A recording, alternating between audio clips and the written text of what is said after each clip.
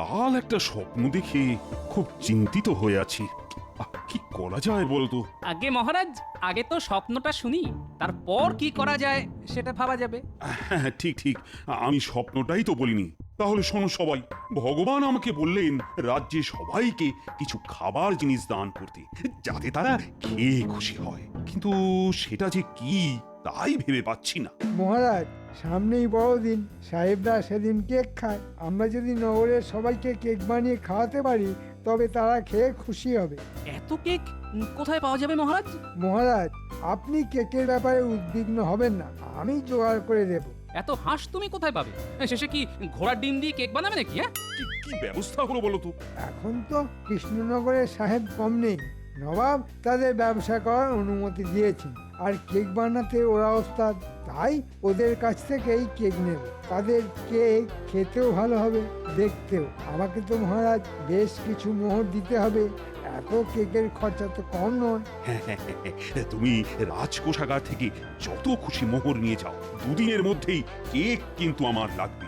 মহারাজ, মন্ত্রী মশাইকে বলে দিন খরচের হিসেবটাও যেন কেকের সঙ্গে উনি আপনাকে দেন। সব খরচের হিসেব রাখাটা খুব জরুরি কিন্তু।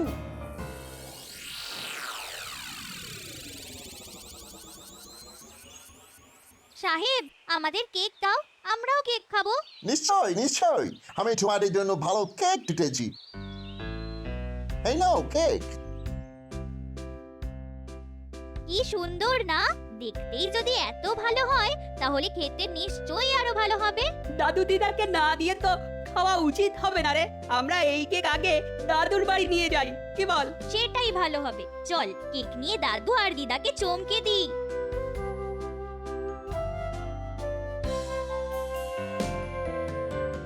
আরে গোপাল যে, এসো এসো এসো এসো, ক্ষীরের পিঠে খেয়ে যাও, একদম টাটকা। খেতেই তো এসেছি, তা দাও খান বিশেক পিঠে। এই তো চাই, এই তো চাই।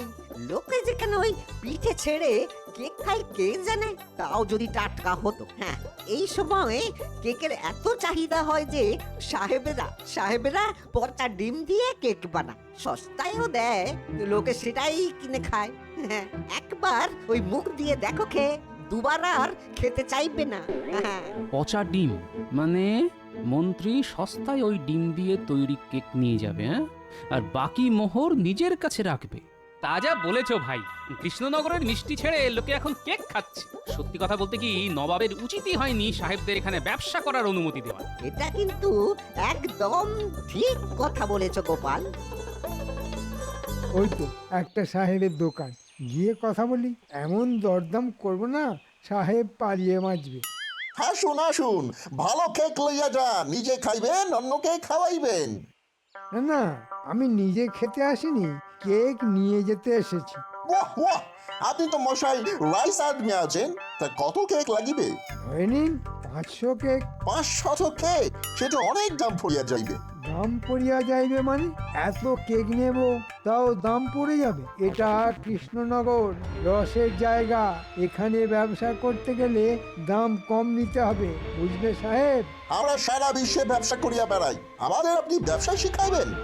আগে কত দিতে পারিবেন সেইটা বলুন। 500 কেকের জন্য দিতে পারি 5 মোহর, এতে আপনার পোষালে দেবেন, নইলে দেবেন না। দিতে পারিব না তো একবারও বলি নাই, কিন্তু সেই কেক হইবে পচা হাঁসের ডিমের, চলিবে? হ্যাঁ হ্যাঁ, চলবে। আমি তো আর খাবো না, বিলিয়ে দেব। ঠিক আছে, কবে লাগিবে? বড়দিনের দিন সকালে।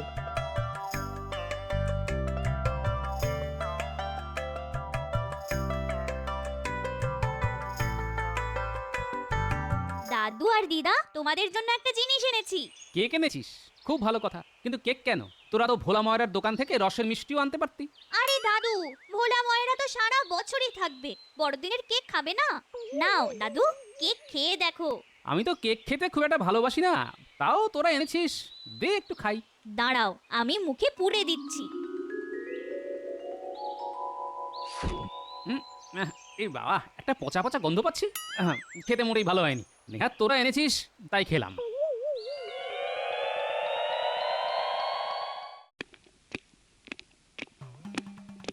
মহারাজ, কেকের ব্যবস্থা করে এসেছি। হ্যাঁ, দাম একটু বেশি পড়লো বটে, কিন্তু কেক একেবারে খাঁটি। আরে খরচটা বলো, কত মোহর পড়লো? ধরুন প্রায় 500 মোহর। হ্যাঁ, 500 কেকের জন্য 500 মোহর? আর এ তো একেবারে গলা কাটা দাম। লোকে বলে কেকের দাম মিষ্টির চাইতে কম, কিন্তু সেটা তো আসলে নয়। কথায় বলে যত গুড় তত মিষ্টি। প্রজাদের খাওয়াবেন, তার জন্য ভালো জিনিস কিনবো না? হ্যাঁ, তাই খরচাটা একটু বেশি পড়ে গেল।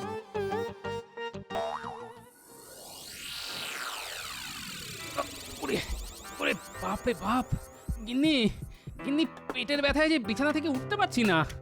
ওহ, আজে বাজে জিনিস খাবে তো পেট ব্যথা হবে না? আরো গেল গেল। কি ব্যথা কি ব্যথা! আরে আমি তো পুটিদের আনা কেক একটু খেয়েছিলাম, তুমি খাওনি তো? না না, আমি এখনো মুখে তোলার সুযোগই পাইনি। হ্যাঁ, আর খেও না আর খেও না, মনে হয় কেকটা খারাপ ছিল বুঝলে। ও বাবা, কি ব্যথা! আমি যা থাকতে পারছি না গো। তাহলে গুলটেদের ডাক দি, ওরা বৈদ্য মশাইকে আসতে বলুক। হ্যাঁ তাই করো তাই করো, বৈদ্য না আসলে আমি মরে যাব।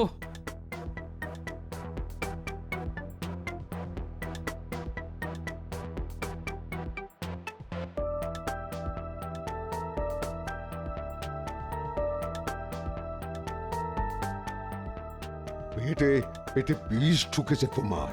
কি খেয়েছিলে বলো তো?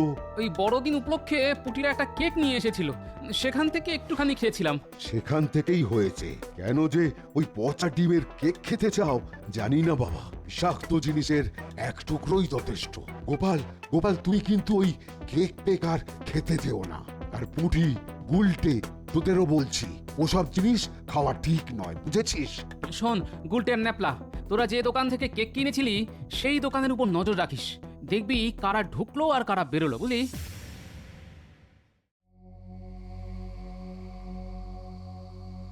দেখ দেখ উল্টে, কে দোকানে ঢুকছে। এ সেই লোকটা রে, যে দাদুকে একবার পচা ডিম দিয়েছিল। সেই লোকটা এখানে কি করছে রে? নিশ্চয়ই পচা ডিম বেচতে এসেছে। দাঁড়া, ডিমগুলো তো এখানেই আসবে, তখনই বুঝতে পারবো ডিম পচা না টাটকা। আজ কথা দিয়ে মানিয়াছো, টাটকা দাম দিতে পারিব না কিন্তু। এই দামে টাটকা ডিম পাওয়া যায় সাহেব? আমার কারবারি তো পচা ডিম বেচা। এই দামে কে তোমাকে ডিম দেবে? এখানে আমি একজনই যে পচা ডিম বেচে। থাকি আর জানি না ভাবিয়াছো, তার কারণেই আমার দোকানে কেমন ভিড় দেখো। লোককে সস্তায় মাল বেচিলেই তাহারা আসবে, কিন্তু তাহারা কত বোকা। তাহারা জানিতেও পারিল না যে কিভাবে আমি এত সস্তায় মাল বিক্রয় করিতে পারি। কি শয়তানেরা, হ্যাঁ? পচা ডিমের কেক বানাচ্ছে আর আমরাই সেটা কিনে নিয়ে যাচ্ছি আর বাড়িতে বসে খাচ্ছি। দাদুর পেটের যে অবস্থা হয়েছিল সেটা তো এই রকম কেক খাওয়ার জন্যই। ওই তো এক্ষুনি ডিম ফাটাবে, তখনই বুঝবো ডিম পচা কিনা। ফাটাচ্ছে ফাটাচ্ছে, আরে উফ, কি গন্ধ! বাপরে বাপ, এগুলো দিয়ে ওরা কেক বানাবে? এক্ষুনি এখান থেকে চলে যেতে হবে। উফ বাবা, কি গন্ধ! হ্যাঁ, আমার যা দেখার তা দেখা হয়ে গেছে। পচা ডিম যে লোকটা বিক্রি করে সে এখানেও পচা ডিম দেয়। আমরাও নিজের চোখে দেখে এসেছি, পচা ডিম ফাটানো হচ্ছে। বাপরে, গন্ধে পালিয়ে এলাম। এবার চল, দাদুকে সব বলতে হবে। একটু দাঁড়িয়ে যা, ওই দেখ কে আসছে, মন্ত্রী মশাই। মন্ত্রী মশাই এই দোকানে? তার মানে মহারাজ যে বড়দিনের দিন সবাইকে কেক খাওয়াবে বলেছে, সেটা মন্ত্রী মশাই এখান থেকেই নেবেন। আচ্ছা, আর কিছু দেখার নেই, এখন দাদুকে সব বলতে হবে। জমিয়ে শীত পড়েছে, তাই খেজুর গুড়ের পিঠে করব বলে নলেন গুড় এই হারানের দোকান থেকে কিনে নিয়ে এসেছিলাম। কিন্তু তোমার যে শরীরের অবস্থা, তাতে আর করতে সাহস পাচ্ছি না। আরে বৈদ্যর ওষুধ খেয়ে আমি তো একেবারে সুস্থ হয়ে গেছি। তুমি নলেন গুড়ের পিঠে করবে আর আমি খাবো না, এটা হতে পারে? আচ্ছা আচ্ছা আচ্ছা, তুমি কি বানাবে বললে? নলেন গুড়ের পিঠে? পিঠে পিঠে, হ্যাঁ, পেয়ে গেছি, পথ পেয়ে গেছি গিন্নি। তুমি যে দোকানটার উপর নজর রাখতে বলেছিলে, আজ আমরা তাই করেছি, আর অনেক কিছু দেখে ফেললাম। কি দেখলি শিগগিরই বল। দেখলাম যে লোকটা তোমায় পচা ডিম বিক্রি করেছিল সে ওই দোকানে পচা ডিম দিয়ে গেল, আর তারপরেই মন্ত্রী মশাই সেই দোকানে গিয়ে ঢুকলো। তাহলে তো সোনায় সোহাগা, একে মন্ত্রী তাই পচা ডিম বিক্রেতা, একেবারে দুয়ে দুয়ে চার। আচ্ছা গিনি, তুমি যেন কি বানাবে বলেছিলে? নলেন গুড়ের পিঠে, শোন, আমি পথ পেয়ে গেছি, তোরা শুধু নজরদারি চালিয়ে যা। এবার 2-2 4, মহারাজের ইচ্ছে আমি পূরণ করবই। দাদু, বড়দিনের রাতে না এক দাড়িওয়ালা দাদু সব বাচ্চার ইচ্ছে পূরণ করে। মহারাজের মনে হয় তেমনই ইচ্ছে হয়েছিল। দাড়িওয়ালা দাদু? সে আবার কে রে? তার নাম জানি না, মানে ভুলে গেছি। তার মাথায় লাল টুপি, সাদা দাড়ি আর গায়ে লাল জোব্বা। তার সঙ্গে থাকে একটা ঝোলা। বাচ্চারা বড়দিনের আগের রাতে জানলায় মোজা ঝুলিয়ে রাখে, আর দাড়ি বুড়ো তাদের ঝোলায় অনেক কিছু দেয়। গিন্নি গিন্নি গিন্নি, তোমার লাল শাড়ি আছে না? শিগগির একটা জুব্বা বানিয়ে দাও তো, আর একটা লাল টুপি। বাড়িতে নলেন গুড় আছে না? তা দিয়ে পিঠে বানাও যতগুলি পারো। আজ রাতে আমি দাড়ি বুড়ো সাজবো। আমি এক্ষুনি বিজ্ঞানীর বাড়ি থেকে আসছি, বিজ্ঞানীকে আমার খুব দরকার। এ কি গোপাল, এত রাতে? খুব দরকার আছে, আমাকে এক্ষুনি পশম দিয়ে দাড়ি বুড়ো বানিয়ে দিতে হবে। আমি রাতেই বেরোবো। ও, বড়দিনের আগের রাতে তুমি সান্টা ক্লজ হবে? ঠিক আছে, আমি এক্ষুনি বানিয়ে দিচ্ছি। আরেকটা কাজ করে দিতে হবে, ইংরেজি হরফে এই কয়েকটা বাংলা শব্দ তোমায় এই কাগজে লিখে দিতে হবে। ওতে কি লেখা আছে দেখি? আচ্ছা, বেশ বেশ, আমি এক্ষুনি লিখে দিচ্ছি। আমরা চৌর্যবৃত্তির দ্বারা পচা ডিমের কেক বানাইয়া অতি সস্তায় তা এখানকার মানুষকে বিক্রয় করিয়াছি। লইয়া যান, লইয়া যান, এত সস্তার কেক আর মিলিবে না। হ্যাঁ, তোমাকে যে কিভাবে ধন্যবাদ দেবো বিজ্ঞানী, তার ভাষা খুঁজে পাচ্ছি না। এইসব অসৎ সাহেবদের শাস্তি হোক, এটা তো আমিও চাই। হ্যাঁ,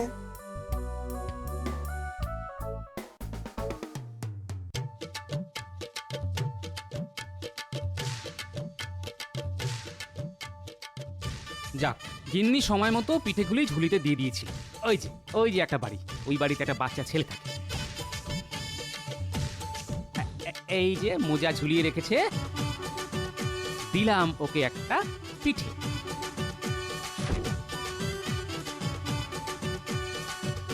পিঠে প্রায় শেষ, আর কয়েকটা আছে।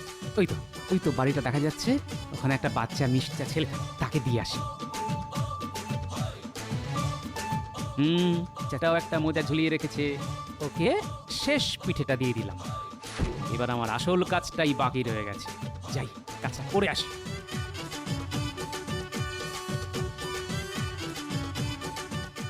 এবার এই কাগজটা দোকানের সামনে লটকে দিয়ে আসি।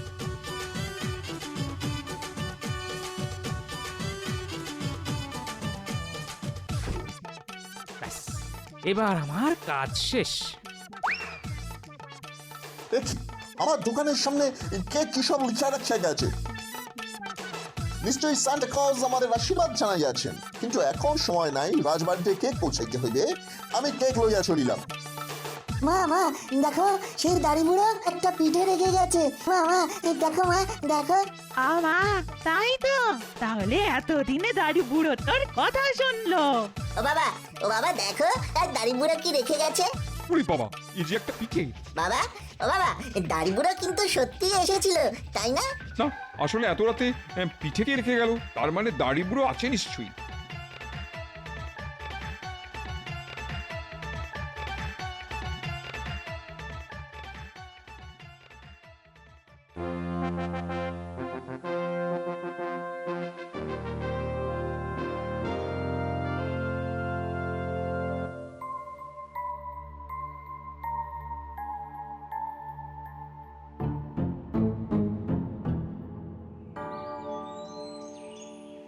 গুড মর্নিং মহারাজ। এর মানে কি মন্ত্রী? গুড মানে কেক আর মর্নিং মানে গ্রহণ করুন। আচ্ছা, তুমি ওদের ভাষা শিখলে কি করে? মহারাজ, আমি আপনার মন্ত্রী, ওরা এসেছে এখানে ব্যবসা করতে, আর আমি ওদের ভাষা বুঝবো না? চিন্তা করবেন না, ওদের ভাষা আমি আপনাকে বুঝিয়ে দেব।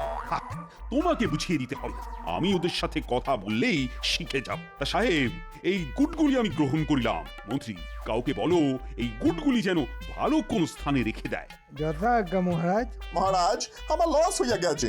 যে দামে এই কেক আমি আপনাদের দিলাম, তাতে আমার খরচা উঠিবে না। সাহেব যে বললো লস হয়েছে, তা এই শব্দের মানে কি? লস মানে লাভ। ওরা বলতে বলতে চাইছে আপনাকে কেক দিয়ে ওরা যে লস মানে লাভ করেছে তাতে ওদের খরচ উঠে অনেক লাভ হয়েছে।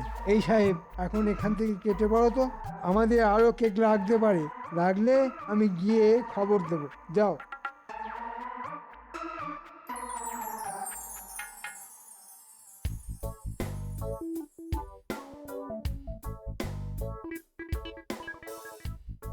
যাক, সব কাজ হয়ে গেছে।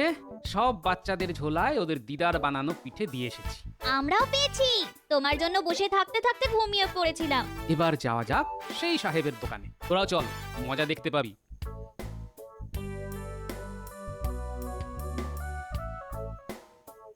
এইবার সময় হইয়াছে এই লেখাটা পড়ার। এটা নিশ্চয়ই সান্টা ক্লজ নিজে লিখিয়া গিয়েছে। সান্টা ক্লজ নিজে লিখেছে? এটা তাহলে কোনো মন্ত্র। সাহেব, তুমি জোরে জোরে পড়ো। হ্যাঁ, এইখানে লেখা আছে। আরো জোরে পড়তে হবে, সবাই যাতে শুনতে পায়। ও শিওর, হ্যাঁ।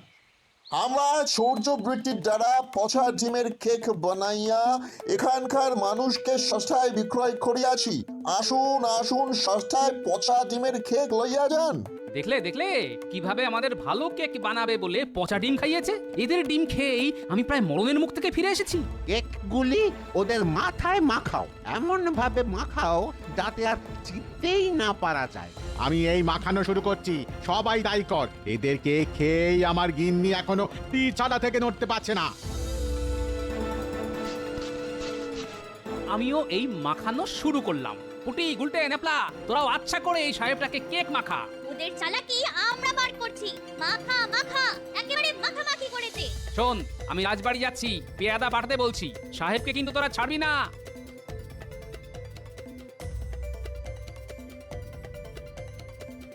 হ্যাঁ, আমি রাজ্যবাসীকে পচা ডিমের কেক খাওয়াতে যাচ্ছিলাম। হায় হায় হায়, কি সর্বনাশ হতো। সর্বনাশের কিছুটা তো হয়েইছে। যারা সাহেবের দোকান থেকে আগে কেক কিনে খেয়েছিল তারা এখন বিছানায় শুয়ে কাতরাচ্ছে। আমারও সেই অবস্থা হয়েছিল। এর সঙ্গে কিন্তু মন্ত্রীরও যোগ আছে মহারাজ, তাকেও আপনি ছাড়বেন না।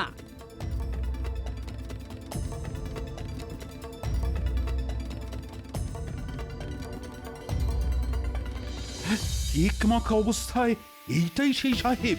মহারাজ, এই সাহেবের দোকান থেকেই সস্তায় কেক কিনে খেয়ে আমার পুরো পরিবার আজ বিছানায়। এর কঠিন শাস্তি হওয়া উচিত। মহারাজ, এরা পচা ডিম দিয়ে কেক বানায়। আমি কোনো অন্যায় করি নাই মহারাজ। আপনার মন্ত্রী মাত্র 5 মোহর খরচা করিয়া 500 কেক চাহিয়াছিল। তা কি করে সম্ভব মহারাজ? এই পচা ডিম কিনিয়া কেক বানাইয়াছিলাম। Yes, মহারাজ, believe me.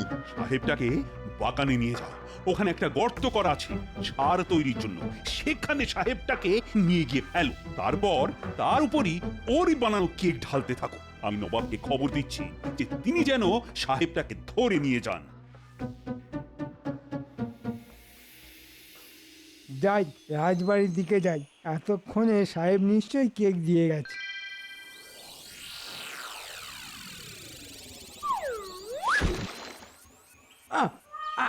একই আমার মুখে কে কেক ছুঁড়ে মারলো? একটা কি হচ্ছে রে বাবা? আমার চোখ মুখ তো কেকে কেকে কেকাকার হয়ে গেল। আপনার লজ্জা করে না মন্ত্রী মশাই? হ্যাঁ, রাজ্যের লোককে পচা ডিমের কেক খাওয়ালেন। এই নিন সেই কেক আপনাকে মুখে ছুঁড়ে মারলাম। পেয়াদা আসছে, হ্যাঁ, আপনাকে গ্রেপ্তার করতে আসছে। ওই দেখুন দেখুন, ওই ওরা এসে গেছে, দেখুন দেখুন।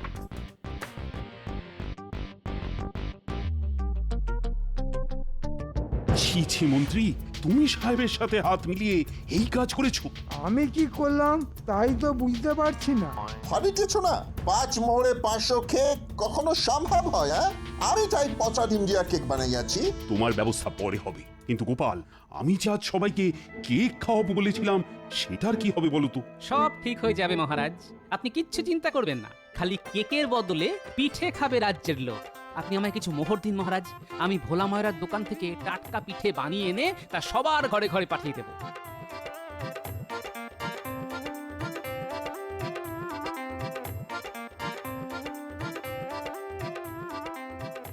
ভোলা, দেখো দেখো কি এনেছি, চালের গুঁড়ো, গুড় আর দুধ। ওই দেখো দুধ আসছে কলসি কলসি, তুমি এক্ষুনি পিঠে বানাও, অন্তত কমপক্ষে 500টা। সেই পিঠে ঠোঙায় ভরবে আমার খুদে বাহিনী। সবাই মিলে হাত দিলে কিছুক্ষণের মধ্যেই পিঠে তৈরি হয়ে যাবে। গোপাল যখন দায়িত্ব নিয়েছে তখন পিঠে আসবে। আমরা বরঞ্চ মন্ত্রীকে আগে শাস্তিটা দিয়ে দিই। ওই পচা ডিমের কেক যতটুকু বেঁচে আছে সেটাই মন্ত্রীকে খাওয়াও। না না, এই পচা ডিমের কেক খেলে আমি বাঁচবো না। আমি বরঞ্চ পালাই। ওকে পালাতে দিও না। ধরো ধরো ধরো ওকে, ধরো ধরো। বাঁচাও বাঁচাও, আমার গায়ে আর ডিম ছুঁয়ে মেরো না। আমার সারা গায়ে পচা গন্ধ, আমি গন্ধে মরে যাব। এই রে, আমি যে গর্তে পড়ে গেলাম।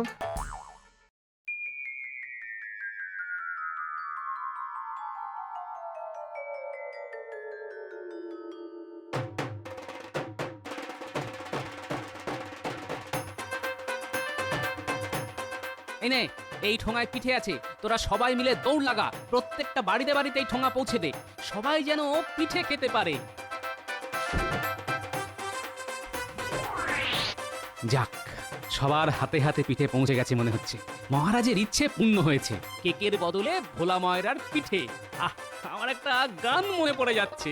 পিঠে খেলে পেটে সয়, মিছে কথা কভু নয়, ময়রা যখন ভোলা, মুখে মিঠাই গোলা, পিঠে খেলে নেই ভয়, পিঠে কিন্তু কেক নয়।